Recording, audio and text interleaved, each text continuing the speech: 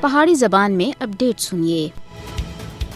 اج جدھر جبری گمشدگیاں دے متاثرین دا عالمی دہاڑا منایا جا رہا ہے، ادھر ہی بھارت کے ہاتھوں کشمیریوں کو خوفزدہ اور لاپتہ کرنے دا سلسلہ بھی جاری۔ بھارت جبری گمشدگیاں کو کشمیریوں کو دبانے دے واسطے ایک ہتھیار دے طور دے اتے استعمال کر رہا ہے اور کشمیریوں کو دہشت زدہ کرنے دی حکمت عملی دے طور دے اتے استعمال کر رہا ہے۔ بھارت سن مقبوضہ جموں کشمیر وچ پچھلے 34 سالاں دے دوران 8000 دے زیادہ کشمیریوں کو جبری طور دے اتے لاپتہ کر کے دا ہے، جنہاں دی تشدد زدہ لاشاں کو مقبوضہ کشمیر وچ ملنے والی ہزاراں بے نام و نشان قبراں وچ دفنا دتا گیا ہے۔ جبری طور دے اتے لاپتہ کیتے گئے لوکاں دے گھر والے مقبوضہ جموں کشمیر وچ اپنے لاپتہ کیتے جانے والے پیاریاں دا سراغ لانے دے واسطے بڑی محنت کر رہے ہیں۔ زیر حراست لاپتہ ہونے والے اپنے بچیاں کو تلاش کرنے دی جستجو وچ کئی کشمیری ماواں اور پے اس دار فانی تے بھی رخصت ہو چکے ہیں۔ جبری گمشدگیاں دے ظالمانہ عمل سن بڑی تعداد وچ نیم بیواں اور یتیماں کو مقبوضہ ریاست جموں کشمیر دے اندر جنم دیتا ہے۔ جبری گمشدگیاں مقبوضہ علاقے وچ بھارتی فوجیاں دی طرف تے انسانی حقوق دی سخت خلاف ورزیاں دا باندھا ثبوت ہے۔ مقبوضہ جموں کشمیر وچ قتل، جبری گمشدگیاں اور دوئی بربریتی کاروائیاں ہر دیہڑے دا وتیرہ بن گیا ہے۔ بین الاقوامی